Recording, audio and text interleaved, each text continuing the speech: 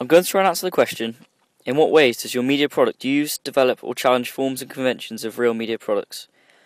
I hope to first of all establish what are the forms and conventions of horror teaser trailers, and then also evaluate these conventions against my own media products. What are teaser trailers?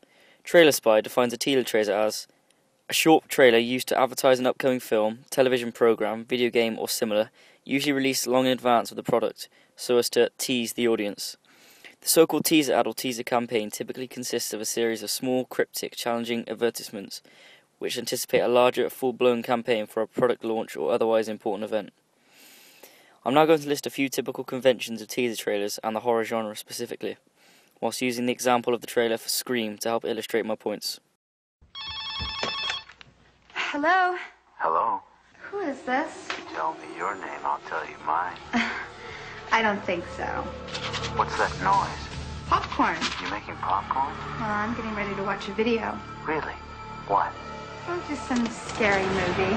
You like scary movies? Uh-huh. You never told me your name. Why do you want to know my name? I want to know who I'm looking at. Someone is playing a deadly game. It all began with a scream over 911. Length. In terms of length, the teaser trailer lies in between the full-length trailer and advertisement spot. In my research, I would say the average teaser trailer was around 1 minute long. Pace and editing. Horror trailers usually start off fairly timid and there is a build-up of tension towards the end of the trailer, until it reaches a climax or crescendo. This leaves the audience on a high note and in a state of suspense. Non-diegetic sound. Horror trailers aim to shock and scare the audience into wanting to watch the film. This is why over-exaggerated bangs and thumps feature regularly. The musical score is also highly linked with this pace of editing. The soundtrack dictates the pace in which there is usually a climatic ending. Representation. There is usually one main character which the audience put themselves in their position. The main character is highlighted as weak and vulnerable, and this is why the main character in horror films is usually a woman. Other interesting aspects of teaser trailers on the whole is that they are very mysterious and enigmatic. This leaves the audience asking questions such as what, why and how, and subsequently make them want to watch the full-length film to find out these answers. Next I'm going to talk about mise-en-scène. The setting of horror trailers are usually very specific, usually very lonely and dark places in order to induce fear and vulnerability. Lighting is also an aspect in horror teasers, whereby areas of darkness are regularly used to promote the fear of the unknown. The camera work in horror trailers should also try and enforce the fact that the protagonist is in trouble.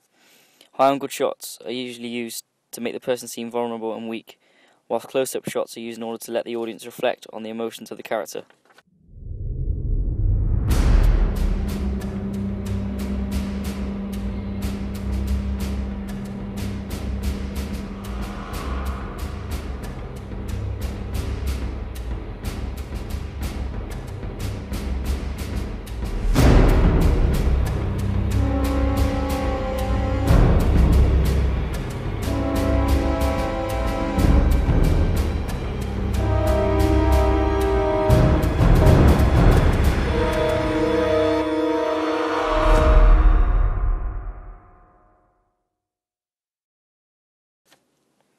My trailer.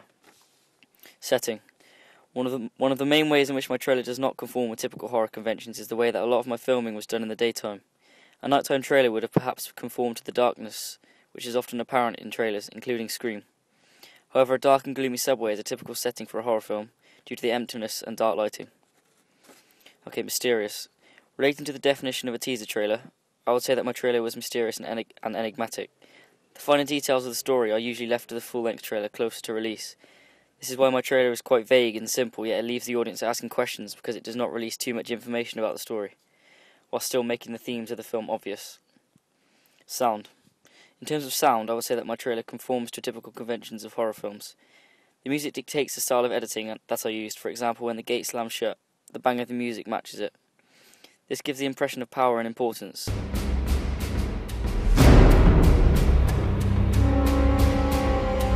At the end of my trailer, as the camera gets closer and closer to the character from behind, the tempo of the music increases into a climatic ending. This can be seen in many horror films.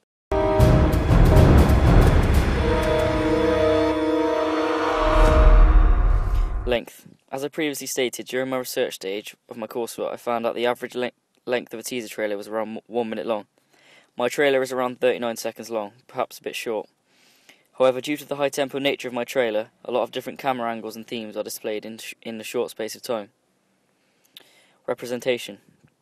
One of the main tools I used to portray representation was the use of camera angles.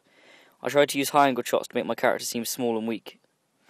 Other shots, such as the close-up from behind shot, also give the impression that the character feels threatened. This conforms to real horror teaser trailers, as the main character is usually extremely vulnerable.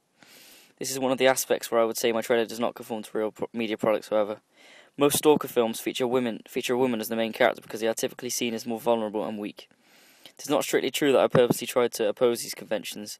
It was just a lot easier to ask one of my friends to be the main character. However, I think it gives a different spin on stalker films such as Prom Night and Scream, which all feature women. An interesting thought is that if my main character had been a woman, would my trailer be more effective? Narrative. To talk about narrative, you must first start talking off about narrative theory. The Todorov theory of equilibrium does not apply to my trailer.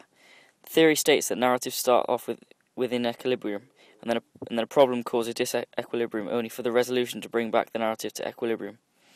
My trailer starts off in disequilibrium, and the resolution of what actually happens is unclear. I think this is appropriate for the horror genre and for my trailer XR, because horror films are not romantic tales, which people want to learn about. Some people watch them simply for the thrill of it and to engage in it. Christopher Booker's narrative theory does not apply to my trailer either. This theory states that there are always certain character types, for example, the baddie, the goodie, and the damsel in distress. My single character trailer clearly shows the audience that from the start my innocent and fragile character is always doomed.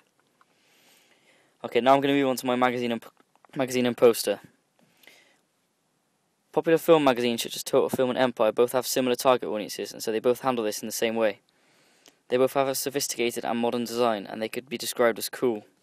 The mode of address is relatively informal. The magazine often uses exclamation marks and rhetorical questions. After researching the conventions of popular film magazines, I would say that my magazine conforms to publications such as Empire in many ways. However, it does challenge these conventions in a few ways. My image is rather peculiar for the front of a film magazine. If you were to look at almost every issue of Empire and Total Film, the main star's face would be one of the most striking images. This is because they are the face and one of the main selling points of the film. This adds an air of confusion to the audience of the magazine, as the themes may not be immediately evident. My film poster conforms to real horror posters in many ways. Its layout is typical of a horror poster, with actors' names at the top, and then the three main pieces of information being the title, release date, and tagline. I've tried to make the themes of my trailer clear in the poster, with the electric waves at the top giving the impression of technology, whilst the semiotics such as the colours of red and black give the connotations of danger and violence. I honestly think that when people look at my poster they can instantly understand the genre and themes of my trailer. I hope to examine this further in my feedback questions.